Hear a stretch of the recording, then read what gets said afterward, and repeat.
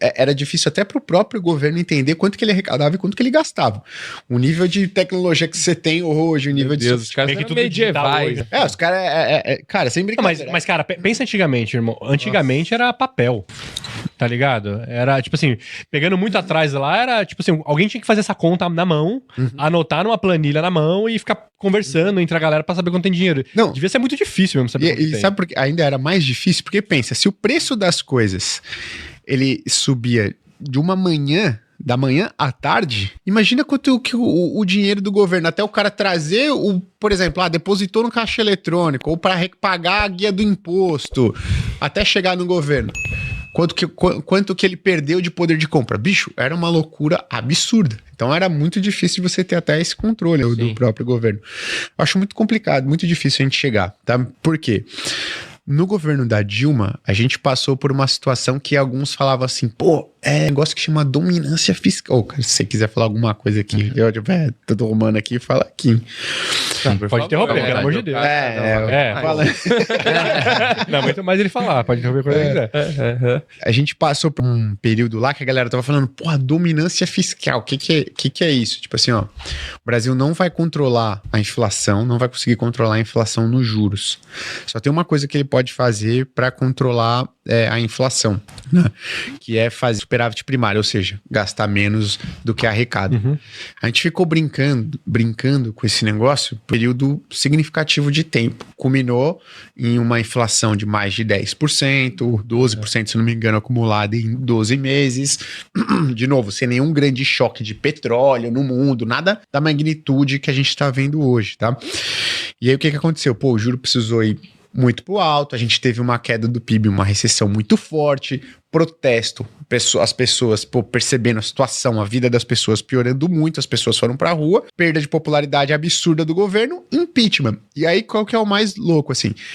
Porque eu acho muito difícil isso acontecer, o governo flertar muito com o que aconteceu naquela época. As pessoas falam, mas o governo Lula atual tá chegando perto. Não tá, e a gente pode trazer alguns indicadores, embora não esteja muito bom.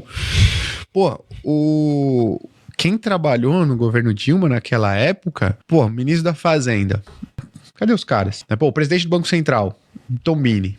Onde que esse cara arruma trabalho? Você vê os presidentes do Banco Centrais que saem? O cara vai trabalhar no Itaú, o cara vai trabalhar no BTG, no Bank, sabe? Instituição grande, renomada, num cargo, top. Cadê o Tombini, né? Cadê o Manteiga? Cadê o Mercadante? Os caras que eram próximos, que estavam lá no governo da Dilma. Esses caras sumiram, velho. Esses caras, tipo assim, quando a galera começou a cogitar alguns meses atrás, o governo Lula, a gente quer que o Manteiga esteja em algum cargo da Vale, uma empresa privada, já não faz muito sentido. Mas quando isso foi cogitado na mídia, a ação da Vale despencou. Então, assim, começou a cair. Pra você ver a credibilidade que, as pessoas que estavam no governo naquela época, elas passaram. Então, ficou radioativo. Ficou, tipo assim, a percepção do mercado é muito ruim com as pessoas que estavam no governo naquela época. Então, político, ele pensa muito na sua trajetória política, numa trajetória de eleição, na sua carreira política. Se ele é deputado, senador, ministro, outros cargos que ele pode ocupar relevantes na política. E, você fazer parte do governo que entrega o país dessa maneira, você morre politicamente. Total. Então hoje você tem algumas travas até políticas quanto a isso, fora essa questão que a gente estava falando, independência do Banco Central, que está ali, né, mantendo a taxa de juros alta conforme a expectativa de inflação ainda está meio desancorada, enfim. Acho que você tem algumas travas com relação nesse sentido, tá? Mas você acha que a gente está bem em relação à arrecadação versus inflação? Não, assim, acho que o que a gente pode ver, o que o Brasil precisa fazer, cara? A dívida do Brasil só cresce. Só cresce, só tá crescendo. E ela cresce por dois motivos. O juro que a gente paga, o juro é alto, tem esse impacto aí. E outro, é o que a gente gasta mais do que a gente arrecada, tá? Então, essa conta não fecha. Essa conta não fecha, A dívida só sobe. Essa dívida só sobe. Então, o que a gente precisa fazer? Primeiro passo, o governo ficar falando, o Banco Central tá com a taxa de juro muito alta, por isso que a dívida sobe. Cara, você tá fazendo a sua parte? Você tá arrecadando mais do que você gasta? Se a resposta for sim, aí você pode pensar em algum dia questionar o trabalho do Banco Central. Pô, se você não tá fazendo a tua parte, cara, que é arrecadar mais do que você ou gastar menos do que você arrecada, vamos lá. Eu penso que é muito finanças pessoais. Tipo assim, pô, você tá lá, você ganha um salário de 15 mil reais e tá gastando 20, pra você sobreviver, você fala assim, cara, eu tenho que gastar 15 ou menos de 15, senão eu vou enforcar. Exato. Não, e você pode permanecer tempo fazendo isso. O que você vai acumulando? Dívida, pô. É cartão de crédito, é cheque especial e tudo mais. Só que o que vai acontecer? Aí você tem uma dívida de... Pô, você juntou uma dívida de 300 mil reais. Aí o juro dessa dívida é de, 50% ao ano. Cara, quanto que você vai pagar de dívida? 150 mil. É quase a sua renda no ano todo. Aí você trabalharia só para pagar os juros da sua dívida. Esse é o grande problema, né? Que uma pessoa chega, obviamente, chega numa situação insustentável, o país não pode deixar chegar. Mas acho que assim, tem duas coisas que jogam a dívida pro alto.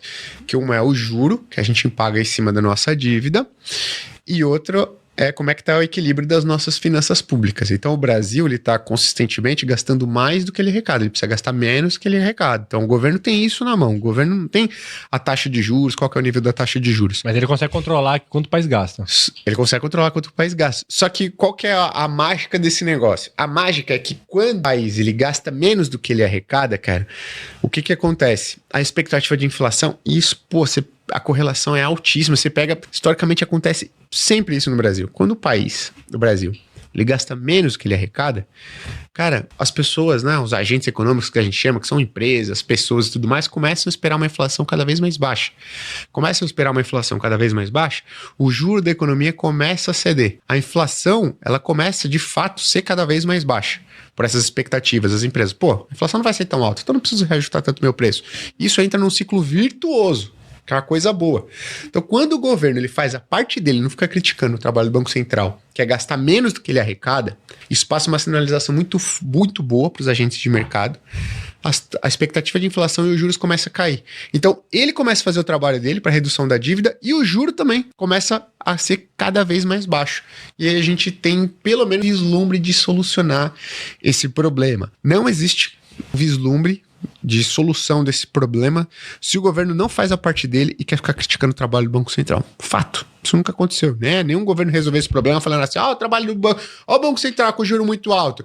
A Banco Central reduz o juro e o problema foi resolvido. Na Dilma a gente resolveu? Não, pioramos o negócio. Né? Então não vai ser agora que isso vai ser resolvido. Qual que é o ponto? O ponto é que as pessoas sabem. Ninguém é bobo, né? Todo mundo sabe. Então, você ficar jogando a culpa no Banco Central, a meu ponto de vista, é uma estratégia política, pô. Todo mundo sabe, cara. Ninguém acredita que, realmente, se o Banco Central reduzir o juro na marra, os nossos problemas estão solucionados. Cara, a gente fez isso, tentou fazer pouco tempo atrás, muito errado. Alguém acredita nisso? Não, é que vamos jogar o ônus político de uma situação que a gente tá, ela é desconfortável. Ninguém quer assumir a responsabilidade. Joga pro outro. Joga pro outro. Ninguém quer assumir a responsabilidade. Dito isso, o público que tá em casa, ele não pode ficar jogando a culpa no outro. Apavorado. Tipo assim, é culpa do governo, tá tudo caro, culpa do governo. Não.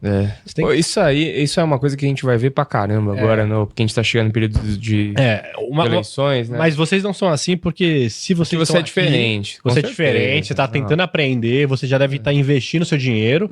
Quem investe dinheiro... Não é burro. Quem investe dinheiro, né? tá tentando salvar o seu poder de compra ali. Sim. E até puxando, porque vocês estão com a camiseta bonita. Bonita, exato. GPCA 11. O que é esse produto, que esse ETF... Perfeito. Vai fazer pra ajudar o brasileiro a salvar o poder de compra dela. Perfeito. Boa, cara, acho que né, a gente nem acabou, a gente acabou vindo uniformizado aqui, a gente trouxe o André pra falar mais, porque esse é o primeiro ETF 100% Grupo Primo, né? Então, desse ETF feito pela Grão, né, pelo André e pelo time, e ETF, que é fundo de investimento que segue índice pré-determinado, né, que a gente chama que é um fundo de investimento passivo, digamos assim, mas que é muito eficiente. Aí, André, se quiser falar um pouquinho até mais do GPCA, né? Como é que a gente chegou nesse produto, nesse índice, enfim, e né, o que ele faz, né? O que ele faz, o que ele investe, né? Acho pra gente começar, né? Bacana, eu acho que, assim, tem tudo a ver com o assunto, primeiramente, tem tudo a ver com o assunto que a gente tá falando aqui, né? Dado que a gente tá falando de um cenário de inflação, como é que as pessoas vão se proteger no cenário de inflação, de mais... dos preços aumentando.